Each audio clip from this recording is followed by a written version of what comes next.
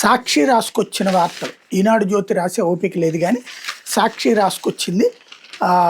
అంటే ఈ సహజం ఇప్పుడు అటో ఇటో పత్రికలు నిలబడినటువంటి సందర్భంలో 150 కోట్ల ప్రభుత్వ భూమికి ఎమ్మెల్యే వరద స్కెచ్, ల్యాండ్ సీలింగ్ యాక్ట్లో 9.68 ఎకరాల ప్రభుత్వ భూమి స్వాధీనం, 1979లో మళ్ళీ ఎస్సీలకు పంపిణీ, వాడు సాగు చేయకుండా అమ్ముకోవడంతో పట్టాల రద్దు, వ్యూహం ప్రకారం ఇదే భూమిని దక్కించుకునేందుకు టీడీపీ ఎమ్మెల్యే వరదరాజుల రెడ్డి స్కెచ్, తెర వెనక రాష్ట్ర ముఖ్య నేత సహకారంతో చక్రం తిప్పుతున్న నేతలు అన్నటువంటిది ఒక వార్త.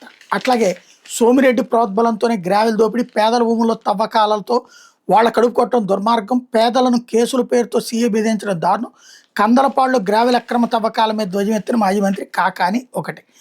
అలాగే వైఎస్ఆర్సీపీ నేతల అక్రమ నిర్బంధం, కూటమి నేతల ఆదేశాలతో బరితెగించిన పోలీసులు, ఎంపీడీ సభ్యురాలు భర్తతో పాటు మరొకరు దొడ్డిగుంట నుంచి తీసుకొచ్చిన పోలీసులు, రంగంపేట పోలీస్ స్టేషన్లో బంధించి తమకేం తెలియదంటూ డ్రామా, విషయం తెలుసుకుని స్టేషన్ వద్ద రోడ్డు మీద బైఠాయించిన వైఎస్ఆర్సీపీ శ్రేణులు, తప్పనిసరి పరిస్థితుల్లో తామే తీసుకొచ్చామని ఒప్పుకున్న కాకీలు అన్నటువంటిది మరొక వార్త.